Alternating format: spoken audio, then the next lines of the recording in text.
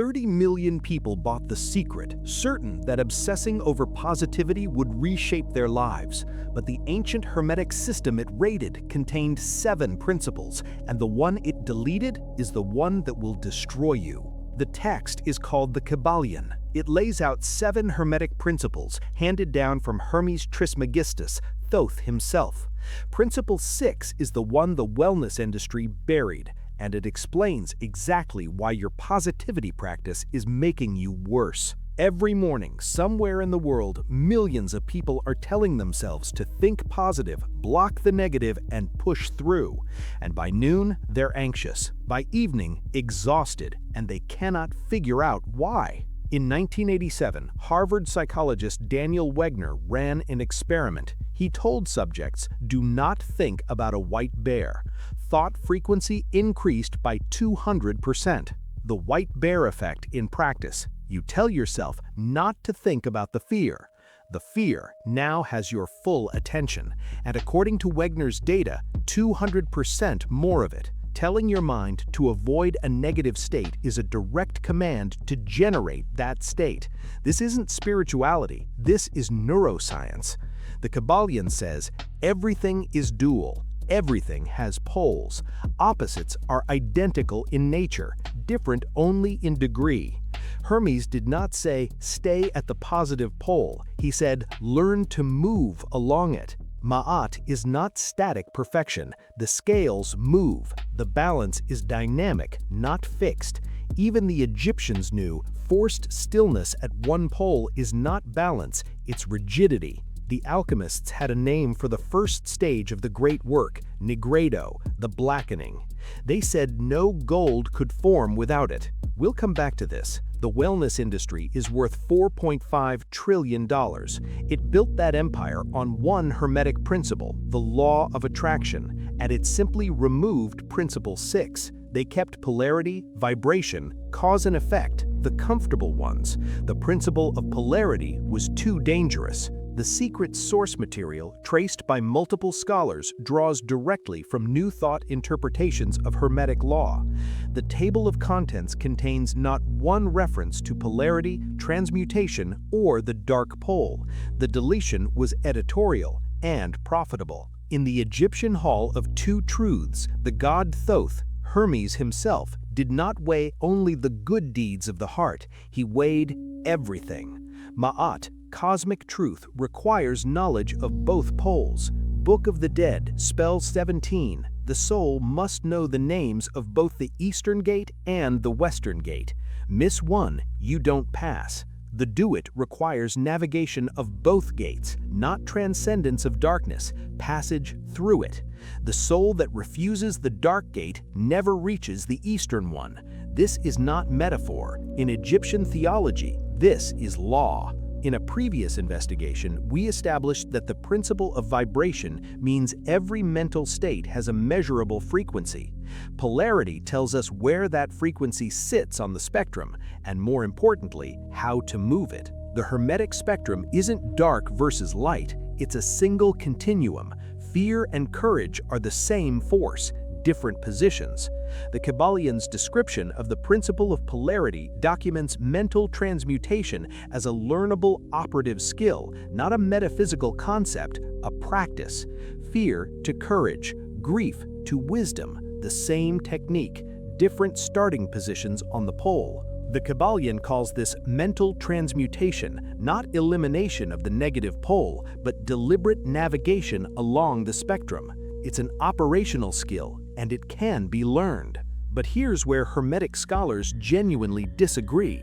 Does the adept move along the pole through will, choosing a new frequency, or through surrender, allowing the spectrum to self-correct? The Kybalion says will.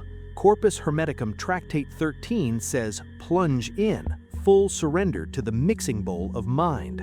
Both are primary Hermetic sources. The fork is real. Lisa Feldman Barrett's research shows the people who handle negative emotion best are not those who suppress it or those who wallow. They're the ones who can name it precisely. The Egyptians knew this. They called it Ren, the power of the name. To know the true name of something was to have power over it. even your own darkness. Corpus Hermeticum Tractate 13 names the 12 tormentors of the soul: grief, fear, sorrow, desire. Hermes does not say destroy them, he says transmute them. They dissolve into 10 divine powers through the same process. Not elimination, not suppression, transformation from within the same substance. This is the Hermetic model, and it's the opposite of good vibes only. The Kybalion's principle of rhythm: the pendulum swings equally in both directions. Force it to one side, it swings harder to the other when released. This is the anxiety that won't go away. The overshoot is the key. Forced positivity doesn't just fail to hold, it creates a return swing beyond the natural dark range. That's not natural grief, that's induced depression. James Pennebaker's research at University of Texas documented exactly this. Suppressing emotional disclosure elevates cortisol and suppresses immune function. Your good vibes practice is a documented physiological stressor, and the body keeps the score. Every suppressed dark pole becomes cortisol. Every cortisol spike becomes inflammation. The physics of polarity are biological. Every suppressed emotion you've labeled negative is accumulating pressure. The routine you built to feel better is the mechanism of your breakdown. $4 trillion of wellness culture built on half a map. The wellness industry didn't make this mistake accidentally. A complete hermetic system doesn't sell products. A half system creates permanent customers. Suppress darkness, anxiety spikes. Anxiety spikes, buy a solution. Solution suppresses darkness, anxiety spikes. The loop was designed into the product. The self-help Ouroboros: buy the course to fix the anxiety the previous course generated. It is a closed system, and it closes because the dark pole was never addressed. The Hermetic system is not another loop, it's the mechanism that opens the loop, because it doesn't promise escape from the dark pole. It gives you a map of it. So the answer seems clear. Stop forcing positivity. Embrace balance. Allow both poles equally. The Hermetic system gives you a 50-50 equilibrium. Problem solved. Balance, that's the Hermetic answer. Feel the positive and the negative. Keep them equal. Don't suppress either pole. Except that's not what the Hermetic corpus says. Balance is not the goal. That's the second trap, and it's subtler than the first. Corpus Hermeticum 11. Make yourself grow to a greatness beyond measure. Leap beyond every body. Transcend all time. This isn't a call to equilibrium, it's a call to mastery of movement itself. Transcend all time. Become eternity. That's not a 50-50 instruction. That's a command to master the entire axis, not balance on it. Marcus Aurelius in the Meditations: loss is nothing but change, and change is nature's delight. The Stoic tradition, drawing from the same Hermetic sources, understood the dark pole as nature's operative mechanism, not an error in the system. The Buddhist second noble truth identifies craving and aversion as the same root problem. Craving for positive states and aversion to negative states are both forms of the same resistance. Hermetic polarity, Stoic sympathy, Buddhist middle path, three descriptions of one principle. Carl Jung, drawing explicitly from Hermetic and alchemical sources: the suppressed shadow accumulates power. What is denied doesn't disappear, it organizes. The Emerald Tablet: that which is above is like that which is below. Above and below, not a statement of spiritual metaphor, a statement of the operative structure of polarity.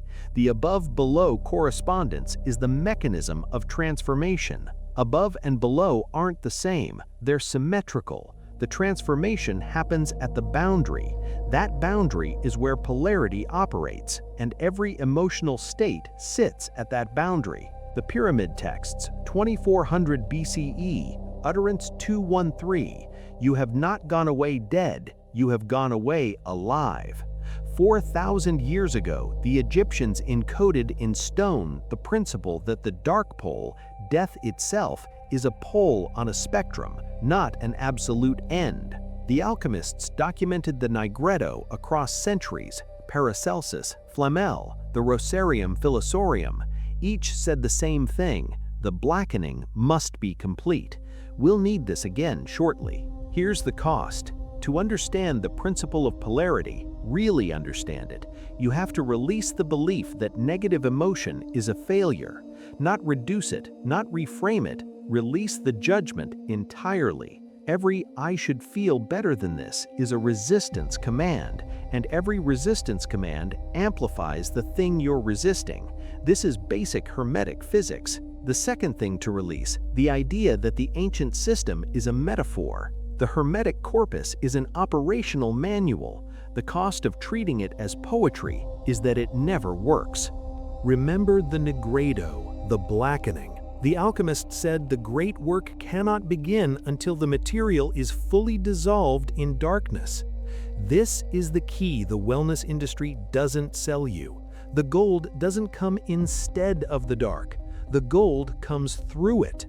The Corpus Hermeticum says the 12 tormentors must be displaced, not before the 10 powers arrive, but simultaneously by the same process. Transmutation is not sequential. The darkness is the fuel. Polarity is the engine. The Nigredo is the ignition. These are three descriptions of one mechanism. Three traditions, 3 millennia apart, one mechanism. The darkness is not the obstacle to the gold. The darkness is the process of becoming gold. Polarity is not a warning, it is an instruction set. Science, Egyptian theology, Hermetic philosophy, and medieval alchemy, all pointing at the same mechanism. This is not coincidence. This is the fingerprint of a real phenomenon. The promise in clip 1 was this: decode the principle they deleted. Here it is. Toxic positivity fails not because positivity is wrong, but because you were taught to use it as a wall instead of a compass. Every emotion you've ever tried to escape has been carrying information about where you are on the spectrum and the direction you need to move. Fear doesn't mean stop. Grief doesn't mean broken. Anger doesn't mean wrong.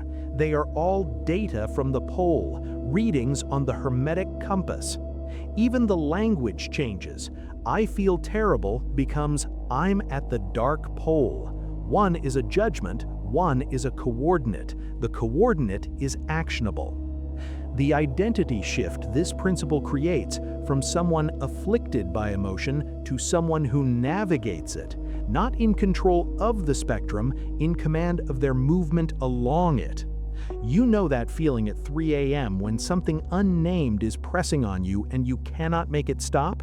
The Hermetic model says that pressure is not a malfunction. It is the spectrum telling you, with precision, exactly where you are and the direction you need to travel. The darkness is not the enemy, it's the compass.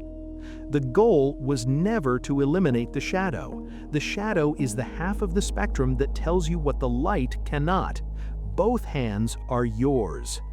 The full map, polarity identifies the spectrum, the Nigredo defines the process, emotional granularity provides the precision.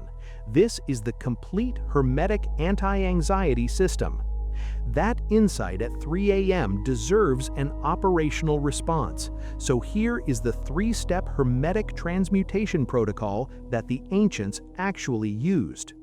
3 steps, that's the Hermetic transmutation protocol extracted from the Kybalion, the Corpus Hermeticum, and 4,000 years of Egyptian tradition.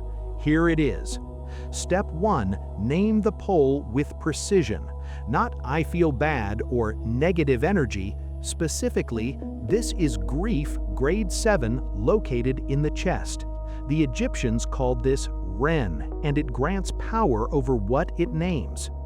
Barrett's emotional granularity research confirms precise labeling activates prefrontal regulation and measurably reduces amygdala intensity. Ren is neuroscience 3,000 years early. Heka, Egyptian magic, was explicitly the power of the true name. The priest did not petition the force, he named it with precision. Your emotional naming practice is a modern Heka ritual. The operative mechanism is identical. Vague labeling, the darkness spreads. Precise labeling, the darkness acquires edges. Edges are leverage. You cannot move along the pole from a formless emotional cloud. Step 2. Don't choose the opposite pole. Move along the spectrum deliberately. The Kybalion says the adept does not fight the pendulum. They rise above the mechanical swing by moving under their own volition. This is not forced positivity, it's directed navigation. Forced positivity fights the dark pole. Hermetic transmutation moves along it. The darkness doesn't disappear, it becomes direction. You've successfully neutralized the toxic positivity trap, but your nervous system might still be hijacked by the literal audio frequencies in your headphones. Click the video on the screen right now to see how 440 Hz music is weaponized.